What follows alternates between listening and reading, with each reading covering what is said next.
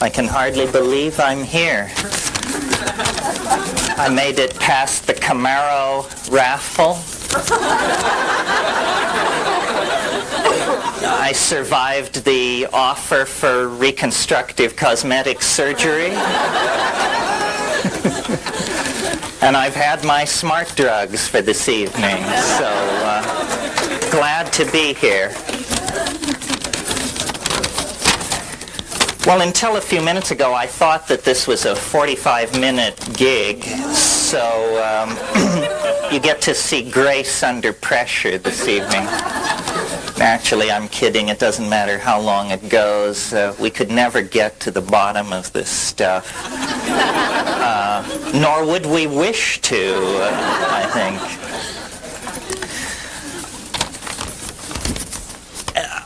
By coincidence merely, I became 45 yesterday. So it's sort of a good moment to do some summing up. So in thinking about this talk and knowing as I did who would be here, I thought that I would sort of orient the theme toward distilling the psychedelic mind, which is a way of talking about the psychedelic mind, but also trying to, considering the amount of money you paid for this session, give you the entire shtick in one fell swoop, so that you would never have to attend a Terence McKenna lecture or workshop again. You could just move past that, turn the page on that kind of thing in your life. And I think it's coming together for me. I don't know whether it's writing these books. Was a very nice introduction here tonight, and the whammy in it was, after 25 years of being ignored by straight publishers, or publishers of any sort for that matter, it appears that I'm on the brink of entering the marketplace, if not the mainstream. So with your help and word-of-mouth advertising, maybe I can continue to meet my mortgage obligations. Okay, let's cut to the chase. Enough of the obligatory clowning around.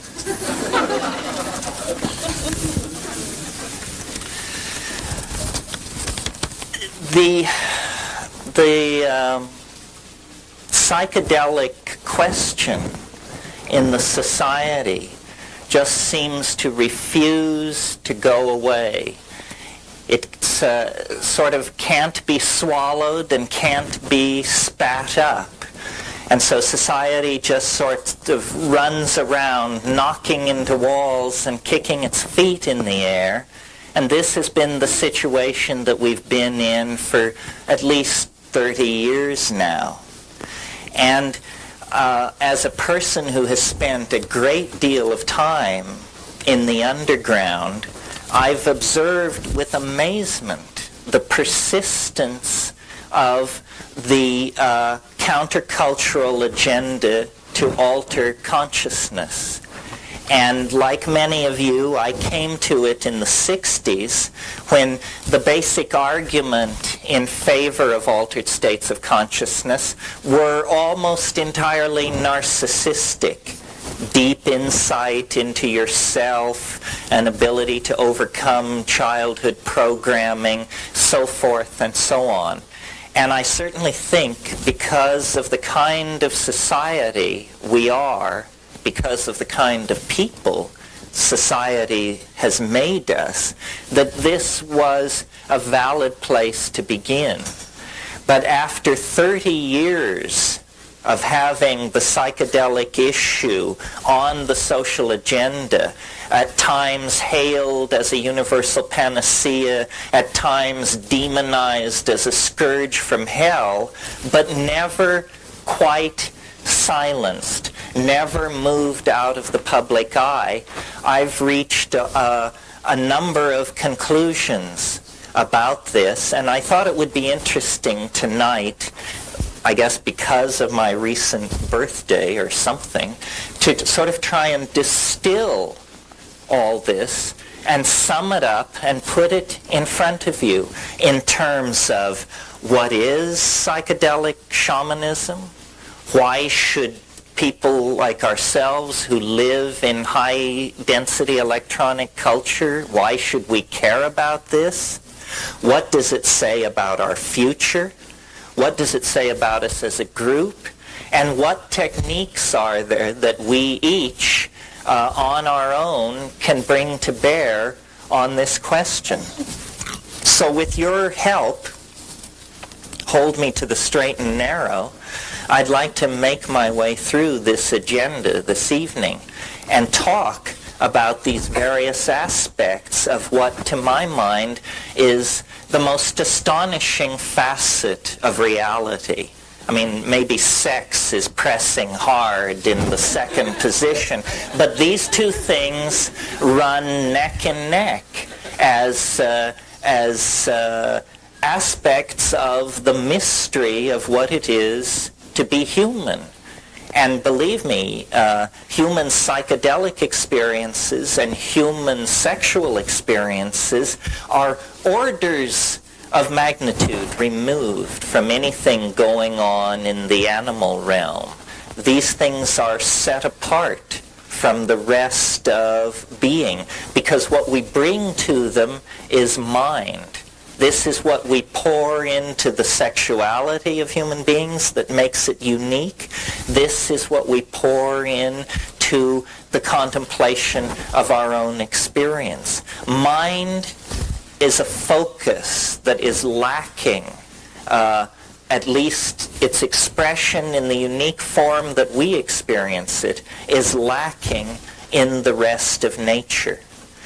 And I believe that the persistence of the psychedelic experience within the social agenda has to do with the fact that it actually addresses something basic in human beings.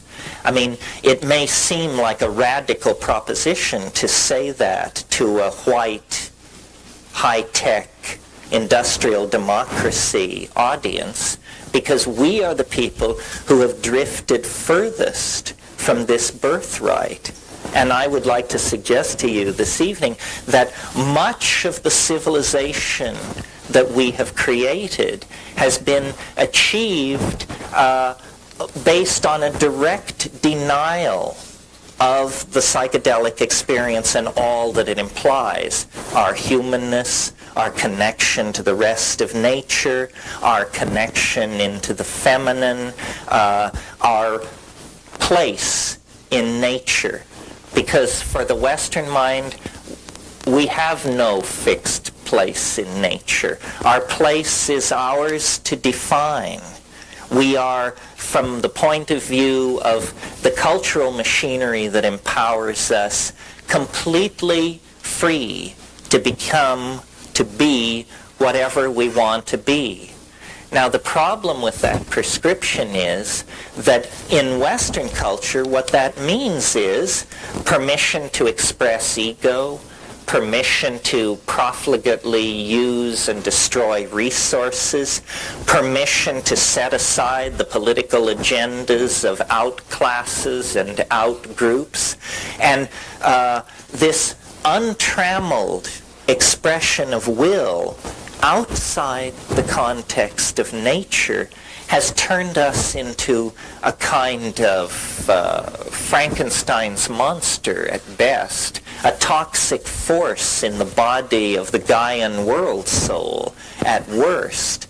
And I believe that our origin and our future culmination and our present happiness all can be secured, understood, illuminated, and expanded only if we're willing to look at our relationship not only to altered states of consciousness, but to the mind behind nature, because that's really what this is all about, to my mind. What these psychedelics are empowering or conveying or revealing, depending on, how you come at it, what they are showing us is that we are not alone upon this planet. We are not alone in the universe of mind.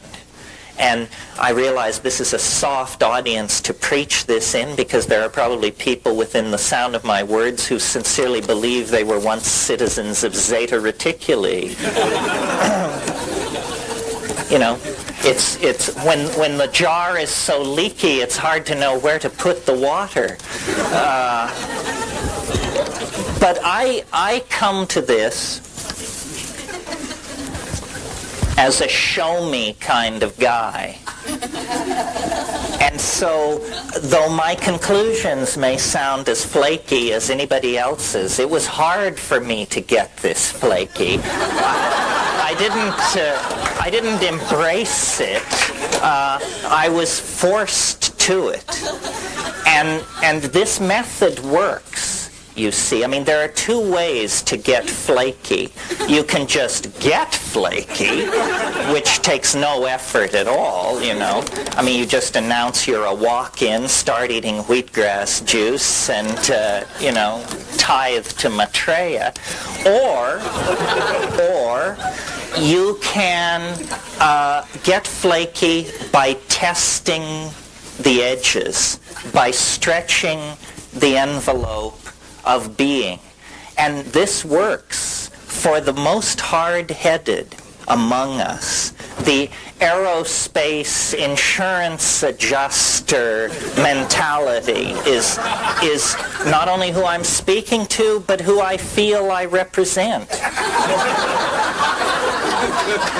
Because, no kidding, really. At age 18, I was a Marxist, an existentialist.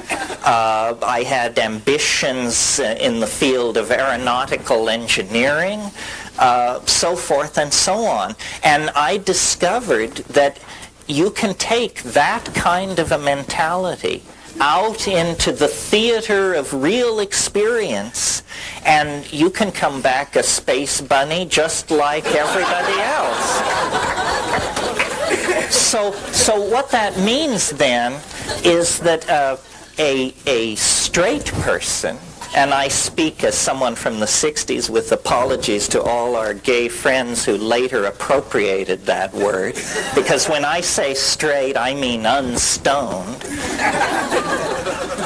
A straight person is not a guardian of truth or probity. A straight person is simply a frightened proto-flake. You see?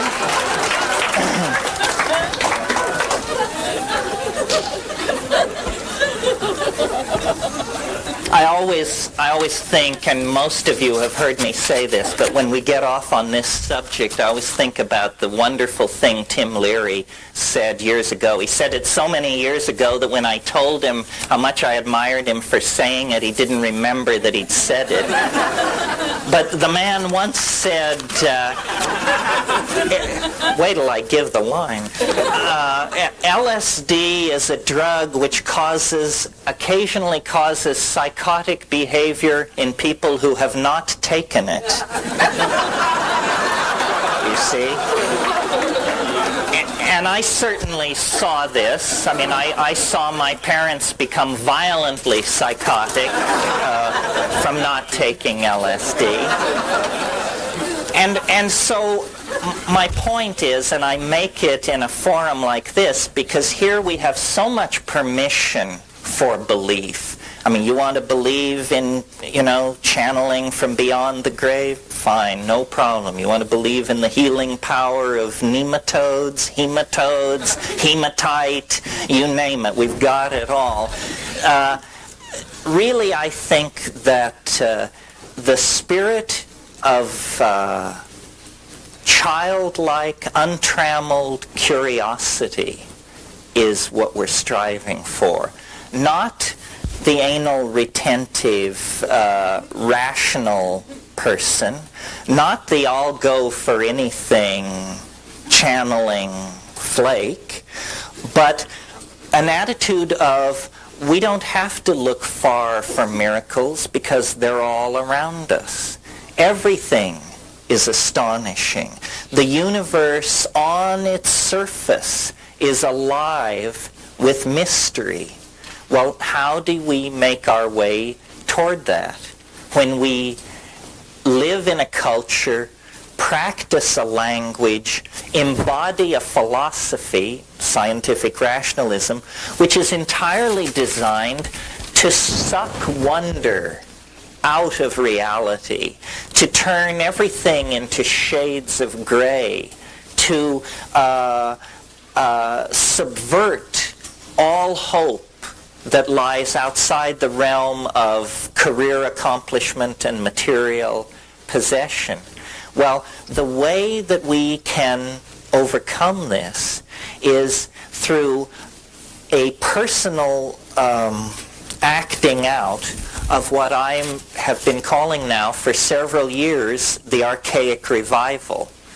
And I want to talk about that a little bit this evening because I think it, you know, however much we may kid around about the New Age, it is an important aspect of what is going on. Its triviality is rooted in the side of it which is ungrounded, ephemeral, and self-promoting. But it springs from a fairly profound and deep sense that things are not all right in this society. I think that I first encountered the phrase New Age in the writings of Helen Petrovna Blavatsky. She wrote in the 20s. I read her in the 50s. The New Age has been with us for a long time, so long that there's nothing new about it. And in fact, the reason I call it the archaic revival is because I think we can understand this movement if instead of accentuating what about it that is new, novel, and never before seen, instead we emphasize that this is a profoundly conservative impulse. A conservative impulse that would set the hair of George Bush and his skull and bones buddies standing on end. Because when we talk about conservative, we're not talking about returning to the era of Eisenhower. We're talking about returning to the era of Isis, Astarte, the great horned goddess of the high Paleolithic. In other words, this program of material civilization, exteriorization of ideas into matter through first alchemy and magic and then science and industry, this process is coming to an end, one way or another.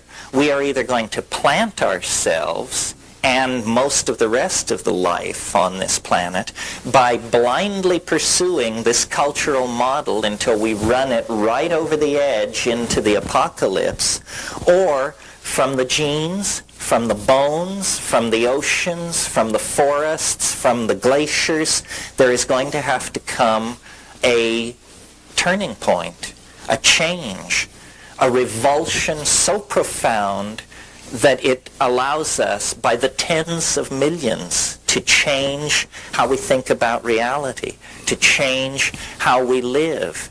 And I have ended up an advocate for the psychedelic experience, not because I think it's easy, not because I think it's surefire, but because I think it's the only game in town, the only chance left. If we had 1,000 years, if we had 500 years, maybe propaganda, messages on boxes of cereal, photographs on cartons of milk. I don't know. Something might do it.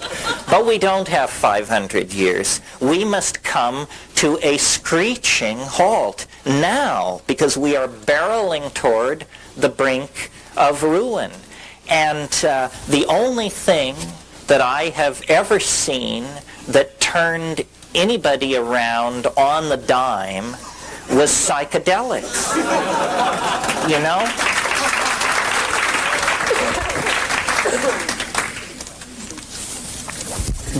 The talking cures invented by Freud and Jung at the beginning of this century, it takes years. Sometimes it never happens.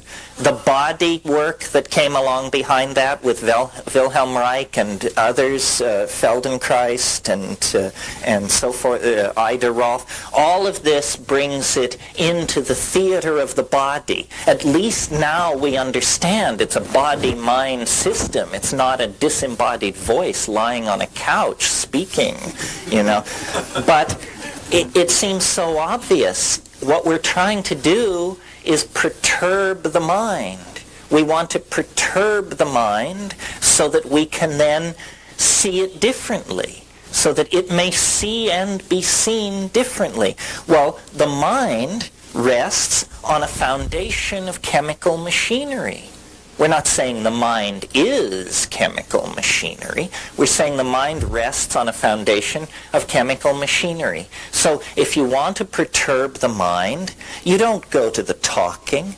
You don't go to the deep tissue. All of this has efficacy, but it is necessary, but not sufficient by itself.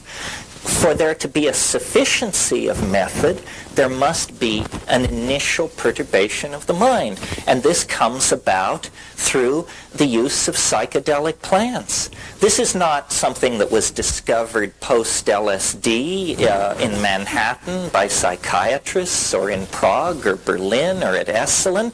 This is a truth 25,000, 50,000, 100,000 years old. This is how it's always been done. Only in the last 6,000 years on the European continent and those civilizations that are the children of Europe has there been any other approach to these problems. Well, and what the other approach, linear thought, the phonetic alphabet, science, mathematical abstraction, so forth and so on, what these other approaches have brought us is toxicity, pollution, mutation, catastrophe, revolution, death, and yes, friends, even unhappiness. It hasn't worked. Western civilization is now crowing over the fact that the only opposition it ever had, which was Marxism, a pathetic, weak sister, has now collapsed upon itself. Well, there should be no congratulation in that, because the contradictions which undid Marxism lie in wait to undo this society as well. Both societies are materialistic. Both societies define human beings and treat them as things. And the fact of the matter is, Western civilization at this moment is a loaded gun pointed at the head of this planet. And we, for all our pretensions to a sensitivity to the presence of vitamin C or zinc in our diet or all the rest of this malarkey, we are the major prevaricators of this situation. So a certain obligation rests upon us. And I think we're meeting this obligation. I wouldn't say we're doing a great job or a terrible job. I think we're functioning at approximately a B+ level. You see, I mean, human life is so ephemeral. I mean, a person A person who lives 70 or 80 years is really as ephemeral as a mayfly or something. I mean, it's not long enough to get the full picture. For instance, many of you, by virtue of not having spent a great deal of time thinking about it, probably don't realize that this psychedelic plant shamanism option, this is not something that Western civilization has grappled with for centuries and come to terms with and found the proper pigeonhole for and put aside. Not at all, my friends. The fact of the matter is, all of this information about psychedelics has arrived in Western society in the last 100 years. And we have to say 100 years because we want to include things like mescaline, 1895-98, it began to be studied in Germany, and things like ibogaine, which was known toward the end of the last century, but which has had virtually zilch impact on American psychedelic populations. So we have to say the psychedelic option has only been an object of the Western mind's curiosity for approximately 100 years. But really, 90% of that occurred in the last 50 years. As many of you know, I am a great fan and spokesman for psilocybin, for the mushrooms. The mushrooms that I am so stoked on were discovered in 1953 by Gordon and Valentina Wasson in Huautla, discovered in 53, made absolutely Schedule 1 illegal in 1966. 13 years was the window in which Western civilization had to study this compound and figure out what it was for.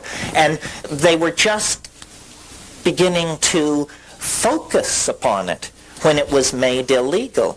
LSD, discovered in 37, not brought into the scientific literature until 48, not generally available even in the laboratory until 1950, made totally illegal in 1966. 16-year window. Think about the fact that when LSD was legal, psychiatrists, professional researchers were consistently reporting cures of chronic alcoholism with one 500 gamma dose. One dose. Cure, like a 50% cure rate without recidivism for chronic alcoholism. Spectacular findings were being reported. When LSD swept through the scientific community, for pharmacologists, psychotherapists, psychiatrists, it had the same kind of excitement and feeling of breakthrough that the splitting of the atom had for the physicists, for the physics community in the late 30s. Well, science, we are told, is this absolutely impartial, godlike body of knowledge prosecuted by great men, and it will fearlessly send its questing mind into any situation or environment. This is a mental discipline so dispassionate that it sees nothing at all wrong with strapping monkeys into apparatus and hurling them into walls at 70 miles an hour to study traumatic injuries.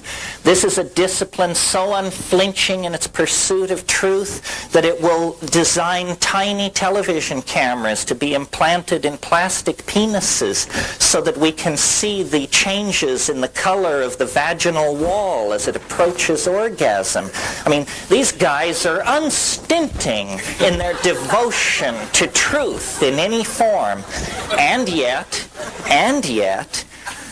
for 30 years, science has accepted government's refusal to allow science to look at the potential impact of psychedelic plants and compounds on human consciousness, on chronic alcoholism, on schizophrenia, on depression, on autism, on learning disorders, on dyslexias, on memory enhancement, so forth and so on.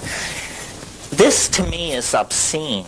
The future is mental. Figure it out. If the mind does not loom large in the future history of this species, then what the hell kind of future is it going to be? I mean, this is our crowning glory. Our aesthetic sensitivities, our ability to create values that are not simply based on the next meal, the next sexual encounter, the next empowering social move, but an ability to create social values based on creating a viable future environment for children, creating a viable present environment for the less fortunate among us, creating a social safety net so that the more maladaptive of us are not reduced to living under bridges and in abandoned automobiles. I mean, these are the things which set us above the apes. These are the things which take us out of the context of organic nature and make it seem as though, hey, there actually are some transcendental values being maximized here. There actually is something going on within the human family that if it were to be lost, fumbled away, compromised, or destroyed, the universe would be a poorer place for it. Truly a poorer place for it. And I think we take our humanness too much for granted. I don't think we realize how nasty, brutish, and short most of life has been over the centuries, and how really only within the confines of the 20th century has a level of comfort and food availability and shelter and basic creature needs been met to the point where most people can begin to lead the philosophical life that previously was the privilege of emperors, kings, great courts. Now we all indulge ourselves. We all have the philosopher king's point of view. We all have a model of history, a model of the future, and we all feel capable of stepping into the shoes of our leaders and discharging that responsibility. Well, in order to do that, I think we need to overcome our amnesia about how we got to this place. I don't see, you see, what science would have you believe and explicitly implies is that we are an aberration. Over here you have nature, the beautiful rainforests, the wonderful coral reefs, the symmetry of the hummingbird, the sea urchin, and the butterfly. And here you have us, grimy, tawdry, polluting, ugly, driven, in disequilibrium, in denial. I don't believe that. I believe that this kind of thinking that breaks humanity away from the rest of nature is the first of the great disempowering myths by which the Western mind has enslaved itself. And we are not outside of nature. We are not a runaway toxic process. We are not a mutation. We are, in fact, that part of nature which has been deputized for a purpose.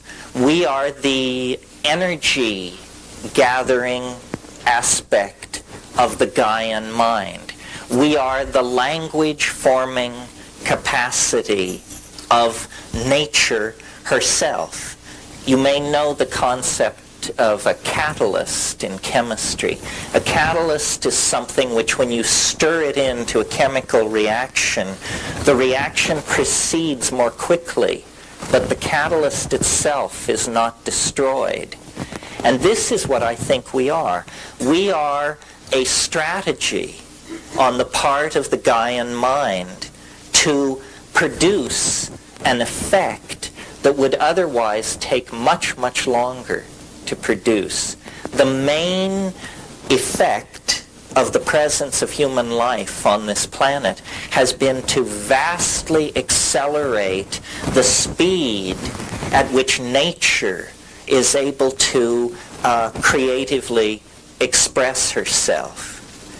And I would like to believe that this fragile thing which we call humanness, which is nothing more than a set of interlocking ideas which we share, ideas about caring and responsibility and generations yet unborn and obligation to the integrity of the earth and so forth and so on.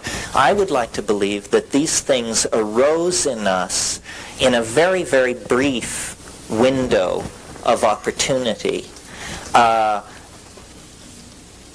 As you may or may not know, there's a lot of talk about the relationship between the masculine and the feminine in human beings and gender issues and so forth and so on. Well, if you go back into the primate line, what you discover is primates always have dominance hierarchies occupied by males. This is the bad news part of the thing. You see, it isn't that we are a perversion of the primate program. At this point, we exemplify it right down the line. But clear back to squirrel monkeys, you get male dominance hierarchies. Why is this?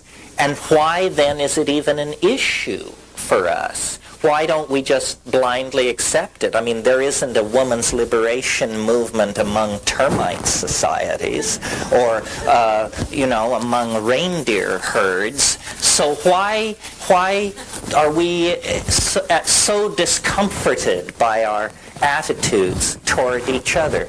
Well, I believe it's because we actually created, at a certain point in our history, a kind of paradise.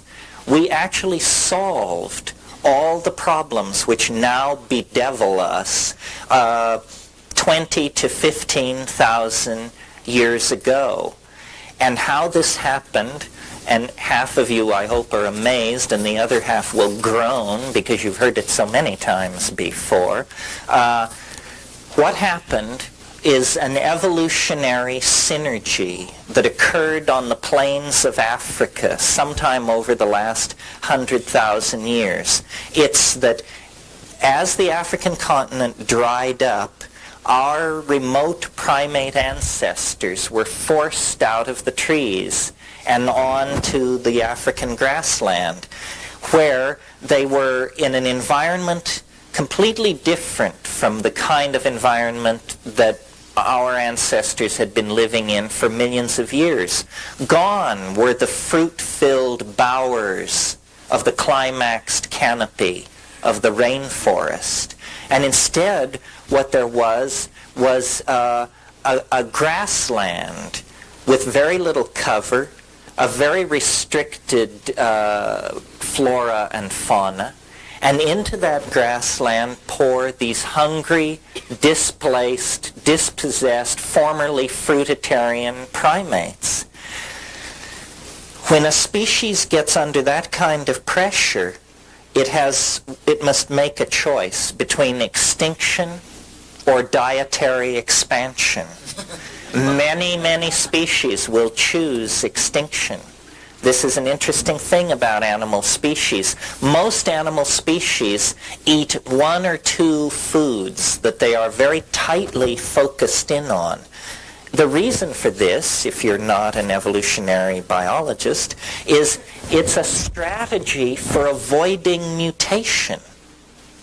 You see, all plants have a tendency to protect themselves from predation by producing toxins, mutagens, poisons is what we're talking about here.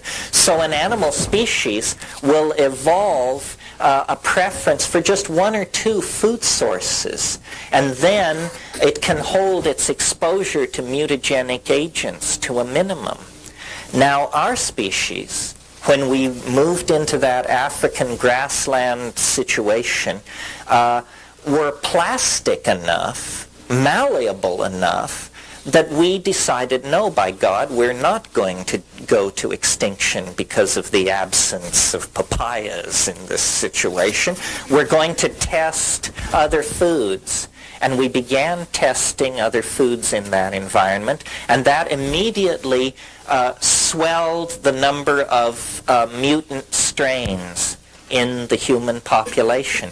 Now, in this grassland environment, the number of new foods to be tested was somewhat limited, and the most spectacular and obvious of the unfamiliar food sources in this environment were the psilocybin mushrooms seen to be growing in the cow pies of the many different kinds of cattle-like ungulate animals growing up in that environment. And if you've ever been to the tropics and seen the Stropharia cubensis mushroom in its natural habitat, you can't miss it.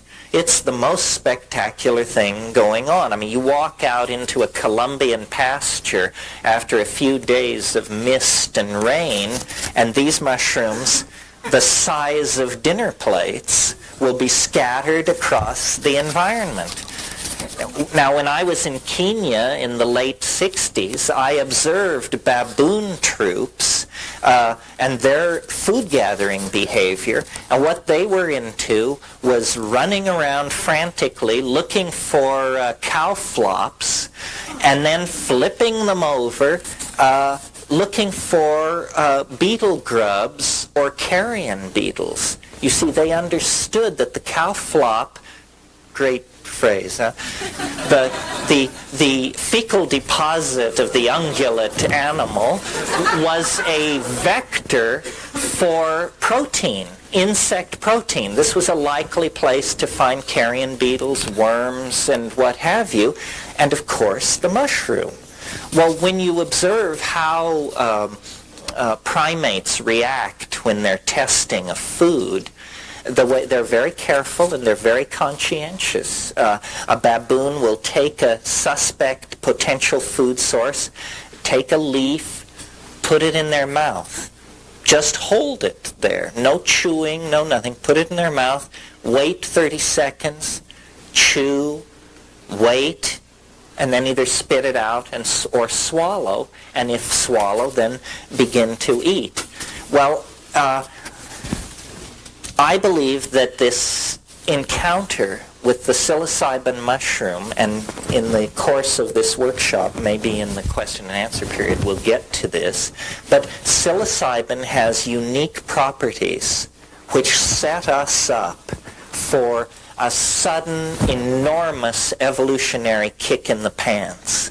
And we can talk among ourselves about whether this was just blind coincidence, good old chance, and aren't we fortunate for it, or whether benign extraterrestrials operating from their base on Zeta Reticuli were, we can save that for you. We don't have to get rid of it.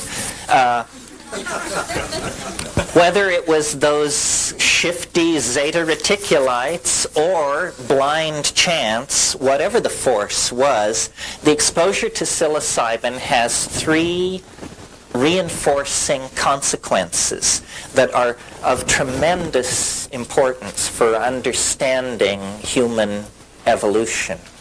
And they are as follows. Psilocybin in very low doses so low that if you had taken this amount, you would not feel it, or you would be just slightly antsy. In other words, very low doses of psilocybin actually increase visual acuity. Means you improves your vision with this stuff. Well, again, you don't have to be a rocket scientist or an evolutionary biologist to figure out that if there's a plant in the environment and you're a hunting animal and this plant improves vision, you're going to be a better hunting animal if you include this plant in your diet. And this is precisely what happened. Early human or proto-hominid hunters accepted psilocybin into their diet. It made them better hunters. Being a better hunter means being more successful at obtaining food. Being more successful at obtaining food means more of your children reach reproductive age themselves, and so you outbreed the non-psilocybin using portion of the population. Simple enough, right? On the next level, remember I said this was a three-step process where each step reinforces the other. At slightly higher doses of psilocybin, you get what's called CNS arousal, central nervous system arousal. Well, now arousal is just what it sounds like. It's not only restlessness and alertness, but it's also a kind of horny, diffuse energy. It inclineth one's thoughts to the boudoir, is what I'm trying to say here. And so you get what primatologists and anthropologists charmingly describe as more frequent instances of successful copulation. And so what successful copulation means is, again, a factor feeding into more children of the psilocybin-using animals reaching reproductive age themselves. And then finally, and thirdly, beyond visual acuity, beyond sexual arousal, is the full-blown psychedelic tremendum, the full-blown religious revelation that goes with the mushroom experience. A revelation of such depth and breadth that we, 20,000 years later, with all our epistemic sophistication and our parallel processing computers and all this other malarkey, are completely in awe of, completely unable to come to terms with. Well, this higher dose of psilocybin was usually experienced in the context of the middle range dose of psilocybin. So it went on in an atmosphere of group religious ecstasy and orgy. I mean, that's just how it happened, folks. Orgy was a part of human sexuality before the invention of agriculture. I'm absolutely convinced of it. You see, the growth of the human intellect over evolutionary spans of time is a kind of conquest of dimensionality. And the conquest of dimensionality that gave us agriculture, unfortunately, gave us male dominance and patriarchy. And the reason for this is not far to seek. A new intellectual horizon of cause and effect was being explored. Women, who were the gatherers in the hunter-gatherer equation, were realizing for the first time the causal relationship that exists between burying a half-eaten meal over here and coming back a year later on your annual nomadic peregrination and discovering food plants growing where you buried your uneaten meal of a year ago. In other words, women came to understand the relationship between the act of planting and the appearance of usable food plants sometime later. At the same time that this was going on, men were making the connection between the fact that the sex act had something to do with the fact that 9 months later a woman would bear a child. And in a way, this was the beginning of the straight lockstep march into hell. Because once men had this notion of male paternity, it became more important to know who your children were than it was to participate in the orgiastic, group-minded bonding that had previously occurred. And once you have the notion of my child, then it moves naturally to my woman, my weapons, my food, my hunting ground, my everything. The recognition of male paternity gave permission for the growth of ego. And ego, and this was all a continuous thought, those of you who doubted, this was all a continuous thought. Ego is our problem, and we always had it when we were squirrel monkeys, howler monkeys, proboscis monkeys, and all that. We only lost it in that very brief window of opportunity, maybe 20, maybe 30, 40,000 years long, when, as we evolved into the grassland, we included in our diet essentially a drug which corrected our primate nature, a drug which suppressed the expression of male dominance, a drug which promoted an orgiastic sexual style that promoted group values.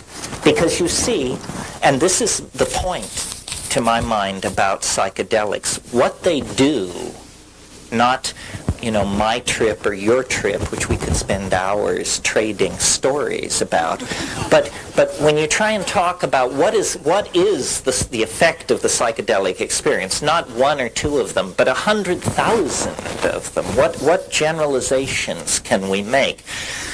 The generalization that I have found most powerful is the psychedelic experience dissolves boundaries.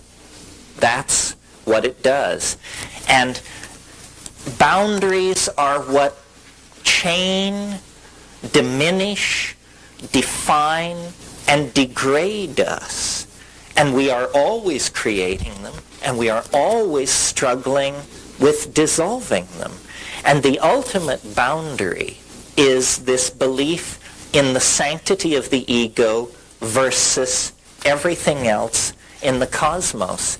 And I believe that that the ego arose in a context of language, culture, religion, and so forth, simply because we evolved in the African grassland and the climate itself underwent changes that eventually placed the mushroom out of reach.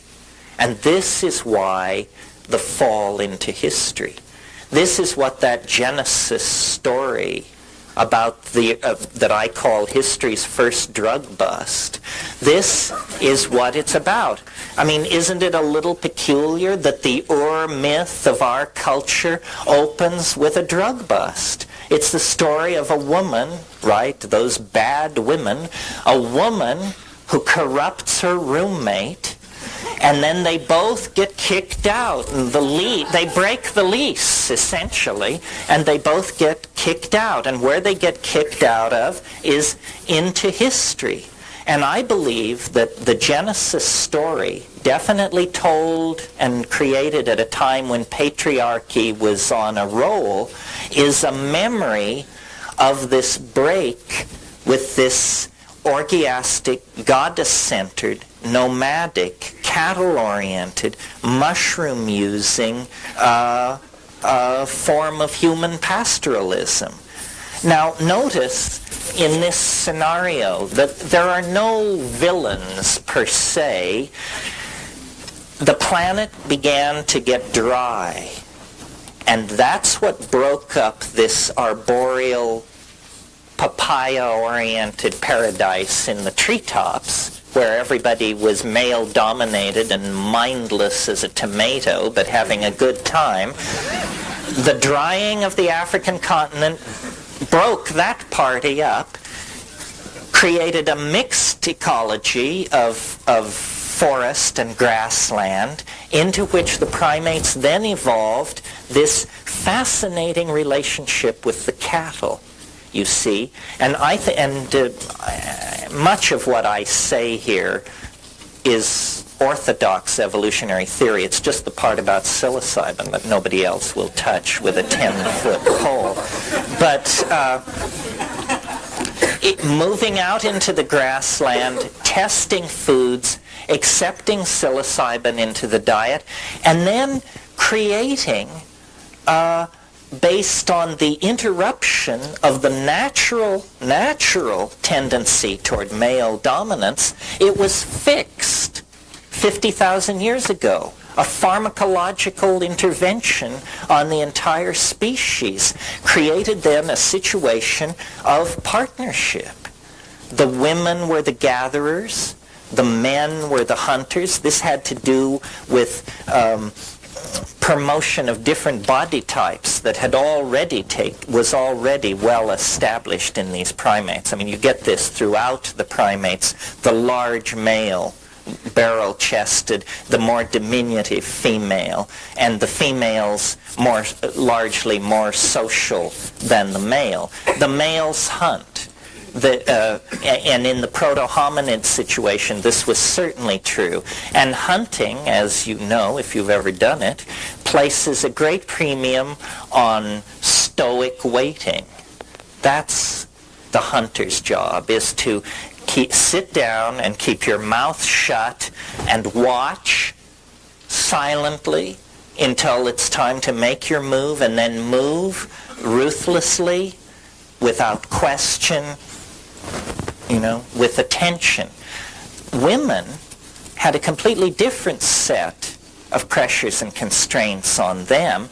As gatherers, it was very important for women to be able to communicate extraordinarily subtle aspects of the material world to each other, so that a woman needs to be able to say, when she comes into camp with the apron full of nuts, I got these near the waterfall, by the bush with the small yellow leaves, with the waxy flowers and the red berries that has the dry grass underneath it. In other words, for a gatherer, there is tremendous premium put on being able to describe your environment. You must be able to communicate, because a woman who makes a food find can only bring back to camp as much food as she can carry. But if she can communicate to her sisters what is going on, then no problem. So language, I believe, largely evolved as a prerogative of women. And this stoicism and ability to tolerate uncomfortable conditions was evolved by men.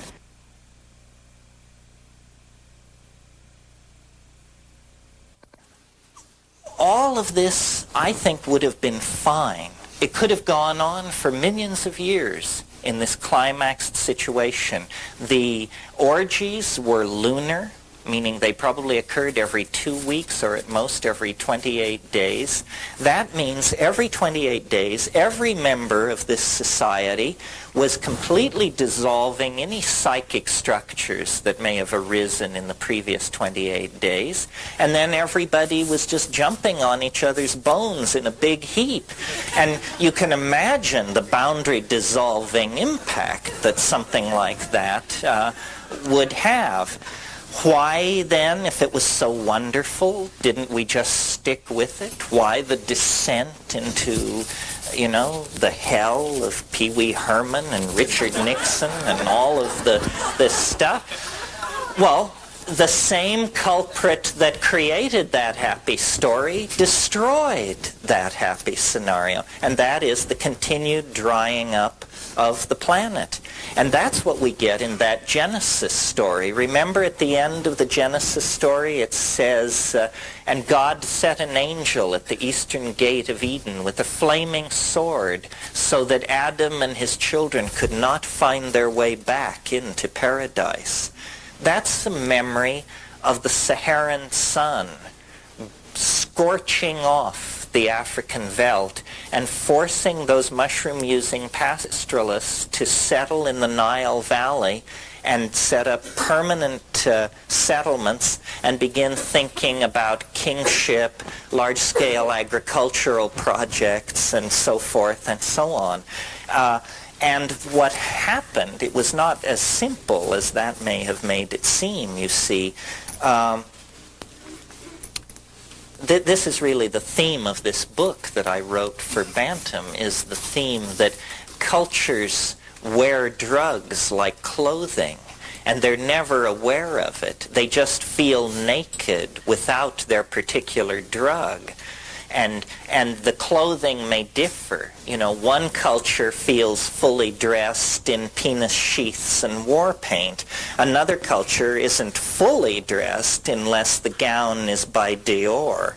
So there are different styles of clothing, and there are different styles of mental clothing in the form of drugs, and these drugs promote different kinds of cultural values. And what happened in this African situation was a tragedy that in a way we have seen enacted in microcosm in our own society. It was that at a certain point everything was perfect.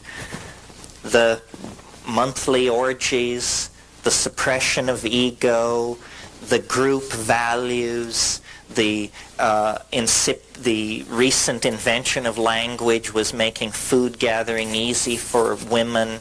The abundant game was making hunting easy for men, so forth and so on. But this drying of the African continent didn't halt there. It continued, and pretty soon there were problems. Less game, less to be gathered, and most important for my theory, fewer mushrooms. And when there became fewer mushrooms, then there were two possibilities. You could have your mushroom orgies less frequently, or you could create some kind of technology for preserving the mushrooms so that when you found a lot of them, you could save some of them for dry spells, literally for dry spells. Now, the problem with this strategy is that in a world without refrigeration, the strategy which Aboriginal people in Australia, in the Amazon basin, the strategy which Aboriginal people tend toward when they want to preserve some delicate food is they invariably go for honey. Honey. This is why some of you may know that the Romans ate hummingbirds' tongues pickled in honey. It isn't because honey was the preferred medium for pickling hummingbirds' tongues. It was because that's a way of preserving delicate food. The problem with honey is honey itself can ferment into a psychoactive compound. Honey changes into mead. Mead is a form of crude alcohol. The impact on a goddess-worshipping, orgiastic, non-hierarchical, non-male dominant culture of switching over to the use of alcohol is absolutely devastating. In the same way that I told you what psilocybin did, improves visual acuity, promotes sexual activity, delivers a religious experience, we can talk about what alcohol does. It lowers sensitivity to social cueing at the same time that it gives an empowered sense of ego. In other words, it makes you into a jerk. It gives you the courage to say and do what, if you are a decent person, you would otherwise never say and never do. It turns each one of us into a Clarence Thomas. This is not what's needed. Boo, yes, no, who knows? Who is Clarence Thomas anyway? And time again in human history, these kinds of synergies have been enacted. Well, I want to say more about it. That isn't the whole story. That could be the whole story. I mean, there's enough in that for it to be the whole story. In other words, if it's true that the mushroom suppresses male dominance, if it in fact promotes communal values and so forth, then what a wonderful thing it must be, and we can leave it there. But that's only a small part of the story. The real story is what is so wonderful about it.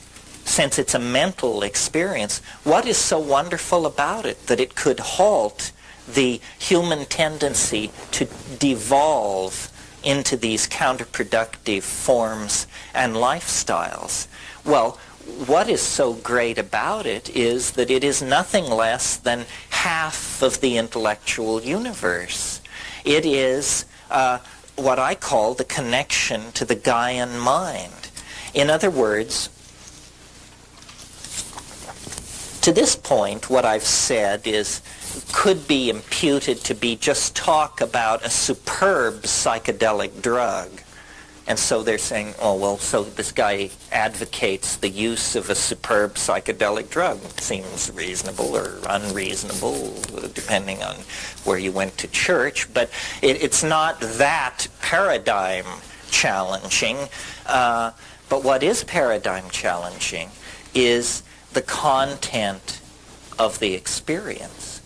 The content of the experience is completely mind-boggling, completely befuddling. I don't know what we're going to do with the content of the experience, because fully gotten out and fully discussed and fully realized, it's not going to leave one brick upon another in the cheerfully naive edifice that our half-baked civilization has erected as universal truth. We're not going to, science is not going to be able to survive the encounter with the psychedelic experience, because it is not an encounter with the Freudian, the repressed memories of your miserable and battered childhood or whatever it is you went through, and it isn't even an encounter with the miserable memories of the battered childhood of the human species that we all went through, a la Carl Jung. That is all there. But that's in the hallway where you hang your hat and the antechamber where they take your coat. The main event, folks, doesn't even have anything to do with the psychology of human beings. The main event is another dimension. A dimension so bizarre, so titanically peculiar, so strange, so unanticipated by our language, our history, our literature, that it is literally like the discovery of another world. And there's life in that world. Now, a funny thing about discovering new worlds is that you usually, when you get the new world all mapped out, you usually discover that there's somebody living there. And for them, it's not the new world at all. And, you haven't discovered anything. You've just shown up in the middle of their scene with a distorted rap, sort of like Christopher Columbus. And this is what we find with the psychedelics. And this is why shamanism becomes, to my mind, the bridge to understanding what this archaic revival is all about. The shamanic hallucinogens are the meat of the thing, the pith essence, the center of the mandala. But the bridge into that is the effects that these things have, the content, the experiences that we can language and tell each other about.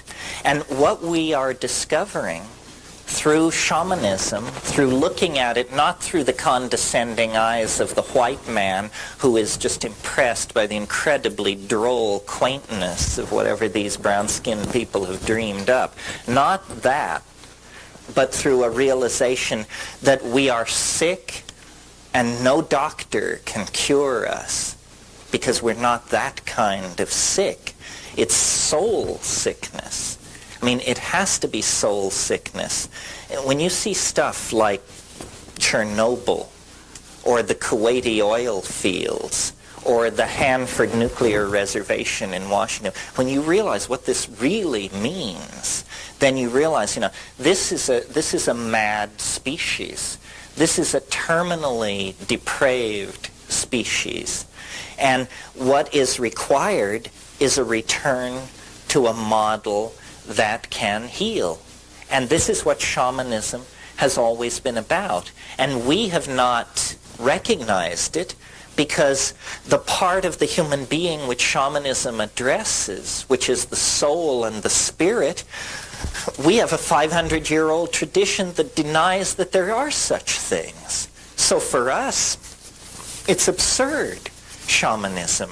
It is, painted rattles, guys dancing around in the middle of the night, blowing perfumed water around and smoking too much tobacco. That's shamanism for us, because we cannot see with the eyes that understand.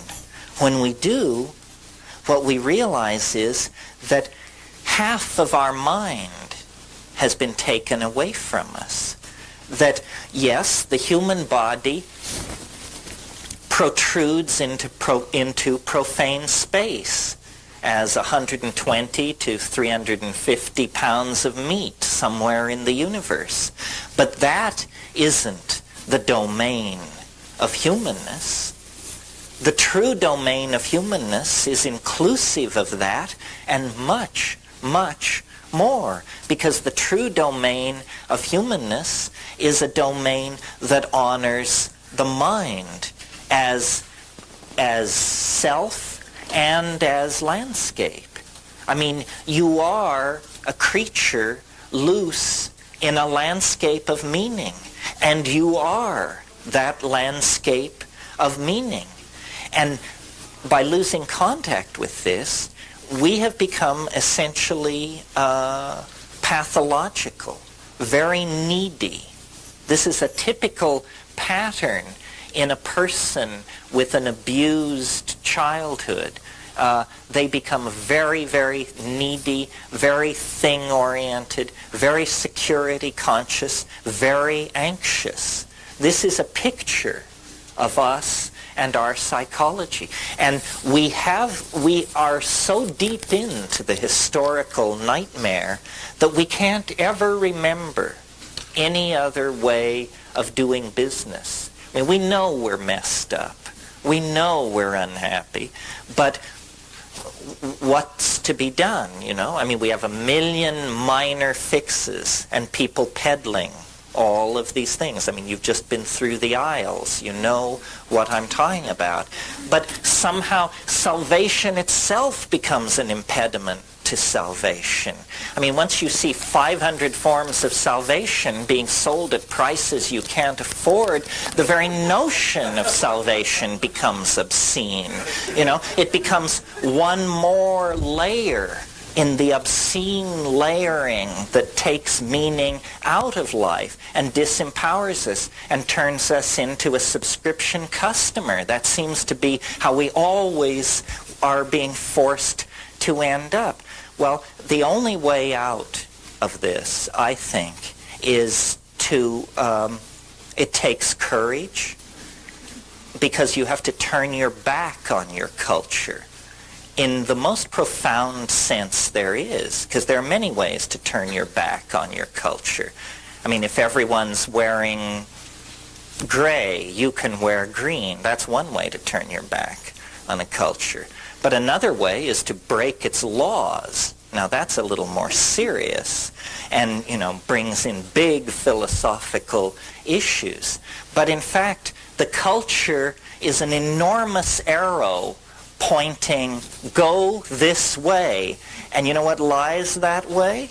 Impoverishment, madness, degradation, and death. That's where the culture is pointing. You can see it. You can see it. Just look where we're headed.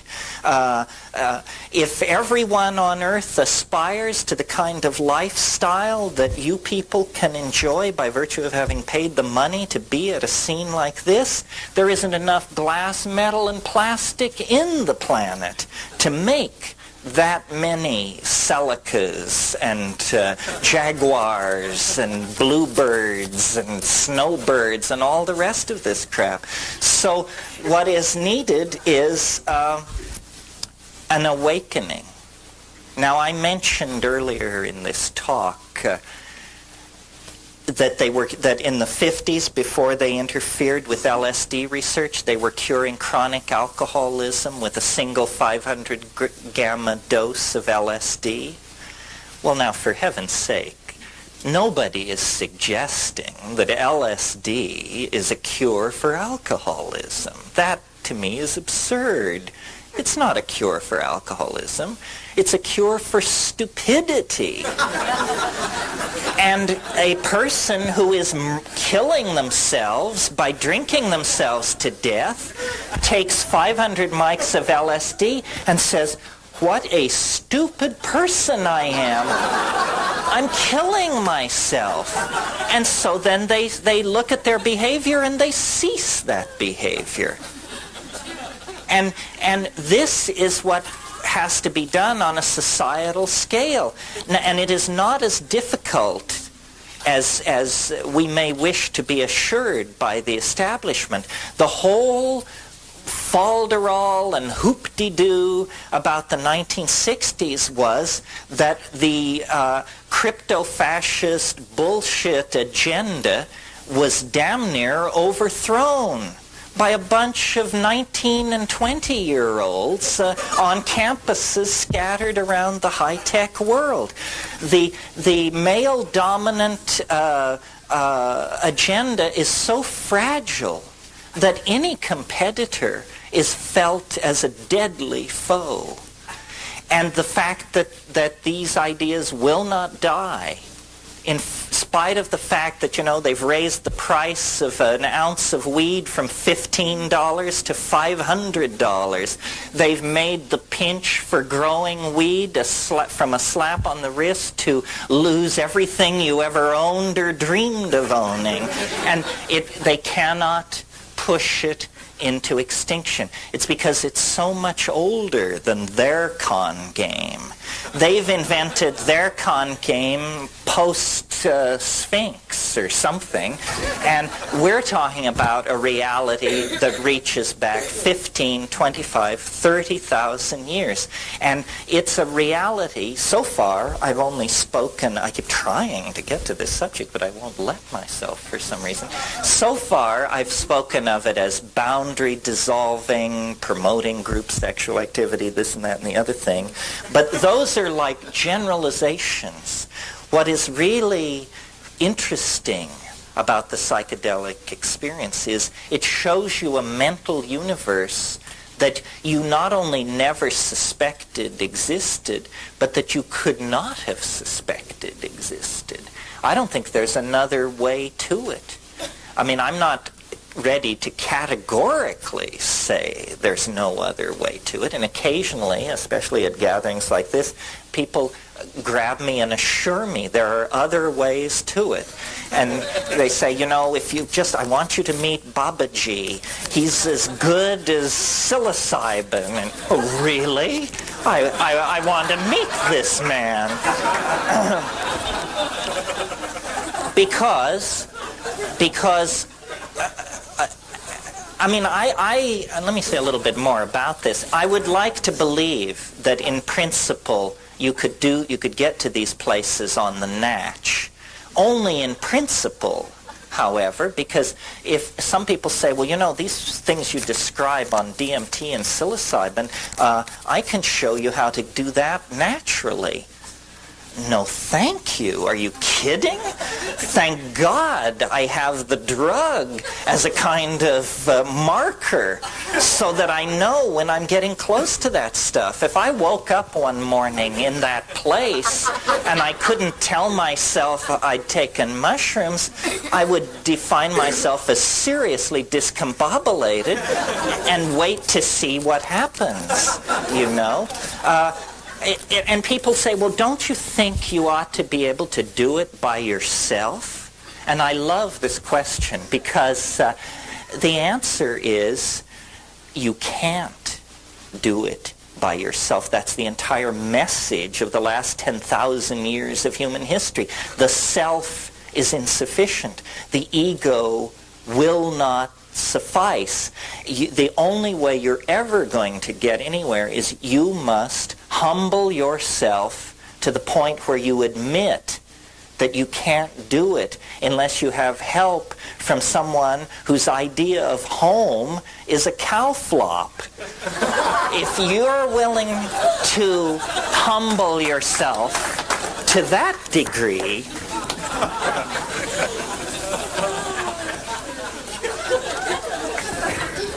then maybe we can get somewhere. The content of the psychedelic experience is, I believe,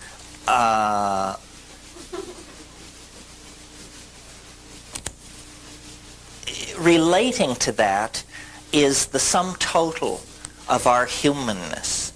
And I think, based on experience, that there is a certain amount of leakage from the future backward into the past, and that many of the phenomena that are being interpreted as past lives and reincarnation and channeling and regression this and clairvoyant that, all this has to do with a misunderstanding about how causality actually works.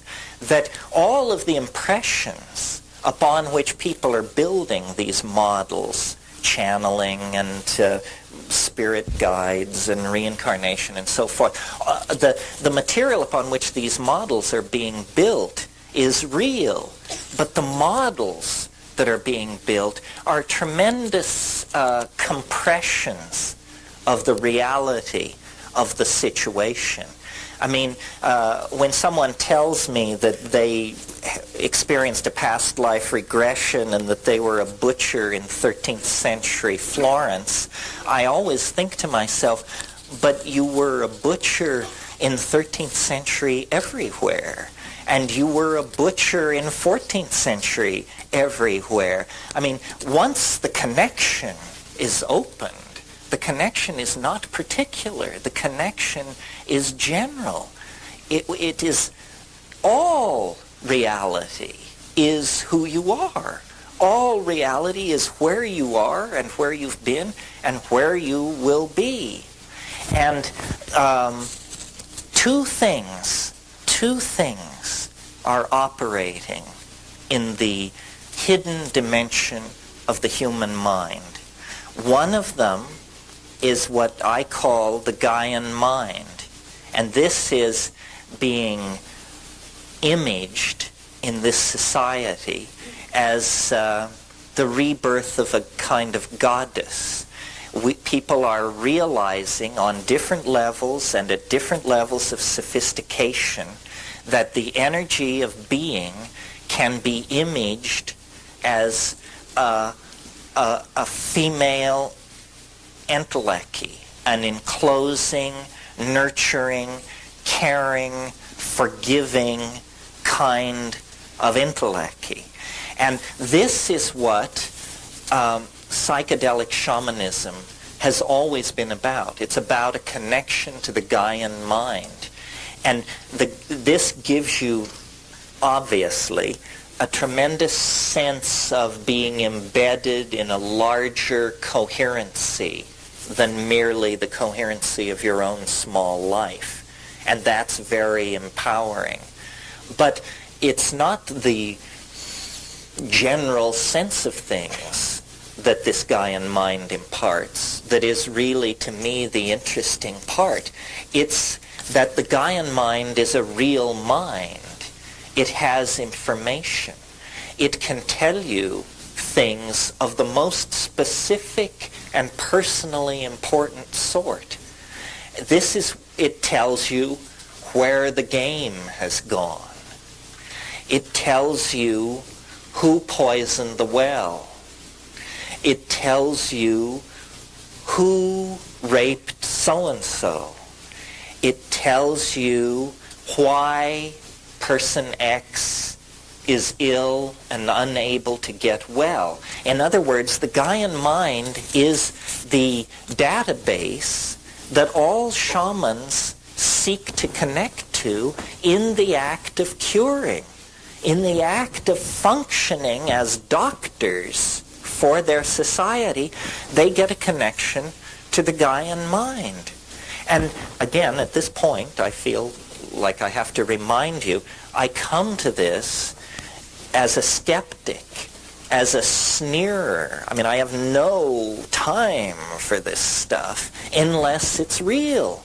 It happens to be real. You have to take psilocybin, as far as I can tell, to encounter it, at least if you have the kind of lump and neurophysiology that I have. I mean, I've never been with the etheric crowd, you know. But this Gaian empowerment is what allowed these societies to live without technology, without modern medicine, without remote sensing devices, without any of the appurtenances of technology that we take for granted. And we have lost this connection. We can't even imagine it. If someone were to begin talking about how the earth was speaking to them and giving them messages about how to live, you instinctively can sense this is something to be very, very careful with. You give that rap to the wrong person and they'll drop a net over you and you'll find yourself stuffing envelopes for a convalescent home or something. Okay, so that's part of it, the Gaian mind. And it is this feminine, nurturing, enfolding thing. It's the mind of nature itself. It is really our own mind, but extending then away from this possessive notion of our mind back into the general concept of mind itself. And then the other pole, or the other motif encountered in this situation is trickier to envision. I call it the transcendental object at the end of time. This, if we were, fanatically symmetrical model makers, then we would assign a kind of masculine value to this. But I'm not particularly into that. I just see it as the transcendental object at the end of time. But what it is it's a kind of attractor. And we're not accustomed to thinking of the historical situation as being under the influence of an attractor. We inherit our belief that history is being pushed rather than pulled. We inherit this idea from the 19th century when the theory of evolution was elaborated. These 19th century British atheists who were creating the theory of evolution were so horrified by the power of deism, meaning the belief in God per se, that they constructed a theory of evolution where everything is pushed from behind. In Darwinian evolution, there is no purpose. A good Darwinist never lets the word purpose cross his lips. A good Darwinist knows that things just happen randomly, and then natural selection makes its selection, and then you get whatever you get. And this is understandable in the intellectual atmosphere of the 19th century, that they would want to get away from that. The problem is we have matured now beyond the simple atheism of the 19th century, and it is now very reasonable, sanctioned by mathematics and dynamics and so forth and so on. It is now very reasonable to speak of an attractor. And this is, I'm also a little nervous to talk about this because part of what I do is I popularize. I tell you things which you should know yourself, or which you could know yourself if you would but go to a decent medical library and spend the time to look up all this botanical and pharmacological data. So I'm like a clearinghouse. But then there's another thing which I do, which I'm a little more nervous and touchy about, which is I tell you what I think. And it's just what I think. It has exactly that much weight behind it, which is like zip. You know? I mean, you don't have to believe this. Why should you? But based on 25 years of fiddling with this stuff and then doing a lot of reading and head scratching, I've come to the conclusion that there is a transcendental object ahead of us in time. You can call it God, you can call it Jesus, you can call it her, you can call it flying saucers from Zeta Reticuli, or the Pleiades. I want to get all factions here. Or Zenebel Ganubi, my favorite stellar origin point. But whatever you call it, it's an attractor. It lies ahead of us in the future, and all of human history is being channeled toward it, pulled toward it. And I see the entire history of the universe as the history of a journey across a landscape of energy and matter toward union with this transcendental object. And I have a theory of history, not the mathematical one. Don't bolt for the door. No, this will be a cocktail party version of the theory of history. I have a theory of history, which is the universe is a novelty producing and conserving engine of some sort. That's what we're inside, folks. A novelty-making machine. Now, what do I mean by novelty? People say, you mean like little plastic bugs and puzzles inside plastic capsules? Is that what you mean by novelty? No, you idiot. Of course not. By novelty, I mean something that has never been seen before. Something unique. The new connection. I always think of the symbolist poet Lautréamont, who said, I am fascinated by the kind of beauty that arises when a bicycle meets a sewing machine on an operating table. Now that's novelty, folks, because you just don't get that every day. So the universe is a novelty-producing engine. It not only produces novelty, but it then preserves it and builds upon it. So, if we now look at the story which science tells us, and it's an interesting story, by the way. If you think I say things which are highly unlikely, notice that I do not ask you to believe that the universe sprang from a point of matter smaller than a proton in a single instant. This is the position of science. This is the limit case for credibility. I mean, if you can believe that, what in the world would you balk at, for crying out loud? I mean, that is the limit case for credibility. So, science tells us that the universe sprang from nothing in a single instant and that it was very hot. Very hot. So there were no molecules such as you and I are made out of. There were no atoms such as lead and gold and water are made out of. There was only a pure plasma of electrons. That was all. And the physics of that universe were incredibly simple. They were the pure plasma physics, unhindered by any other fields of any sort. Well, the universe then cooled. And as it cooled, lo and behold, at a certain point, electrons were able to fall into stable orbits around atomic nuclei. And at that point, atomic systems formed. And a whole new kind of chemistry comes into being. Further cooling, millions of years pass.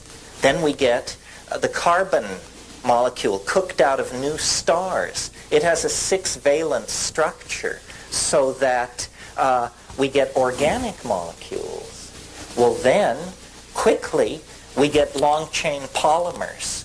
Very quickly then, long-chain polymers that can copy themselves. And then that becomes primitive life. And at that point, you then get complex life. And then sexuality, meaning gene mixing, as opposed to the previous thing, which was vegetative, like making cuttings from plants. Well, do you see what's happening? At each successive stage, the previous level of complexity is not only retained, but used to build upon toward the next level of complexity. Well, the wonderful thing about this cosmology is that instead of human beings being like mute witnesses to the grandeur of Jehovah's creation or some kind of trip like that, instead you discover, human beings are important. We are more novel than anything else in nature. And we 20th century human beings are more novel, more interconnected, more complex, and in possession of more and different kinds of knowledge than most of the people who preceded us. So this growing toward complexity seems to be what the universe is all about. Now, it doesn't go on for hundreds of millions of years into the future, because as you can see, each successive stage has proceeded more quickly than the stage before it. So now we are in what I call the short epochs. We are in periods of time where more change goes on in a 10-year period than went on in a million-year period near the birth of the universe. We are living in the complex, novel end of things. And that complexity and that novelty, which we experience as tremendous stress in our lives, ushers into the transcendental object at the end of time, not that far in the future. And we, as psychedelic people, have an obligation upon ourselves to anticipate and to help realize this future. It is upon us. Every messiah, every religious ontology, every manager of every booth at this exhibit is reflecting a distorted scintilla of the spiritual reality of the transcendental object at the end of time. Every one of us is a particularized and distorted image of this transcendental object into which we are being dissolved, into which global culture is being dissolved. So,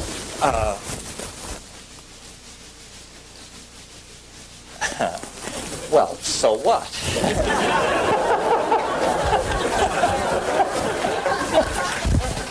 So we can cut into this cycle at any point. We can become aware of it. We can become part of it. We can deny it. There is no loss in the circuit. There is no blame. Becoming, then, what psychedelic means is it means claiming this dimension as your own. You know, Plato said time is the moving image of eternity. That moving image of eternity can be beheld in the silent darkness of the mind on 5 grams of psilocybin. And if you think the universe is mundane, if you think there are no more frontiers to cross, no more adventures to be had, I'm telling you, you can turn your living room into the bridge of Magellan's ship on a long Saturday evening with 5 grams of psilocybin in silent darkness. We are living in the most empowering age in human history because all of the energy of the ancestors, not only the human ancestors, but our animal, our primate ancestors, all of that energy pours into, is focused into this moment. We are the transition generation. We have 1 foot in matter and 1 foot in hyperspace. And we can redeem the trust of thousands of years. All of the horror of history can be redeemed if we don't drop the ball. Every pogrom, every instance of racial, sexual, or minority persecution can be redeemed if we give the human adventure meaning. And we give it meaning by discovering the totality within ourselves and then exemplifying it for each other. And this dissolves boundaries, empowers the weak, enlightens the strong, and brings hope to all. And it can only be done if we accept the gifts which nature has offered us. Thank you very, very much.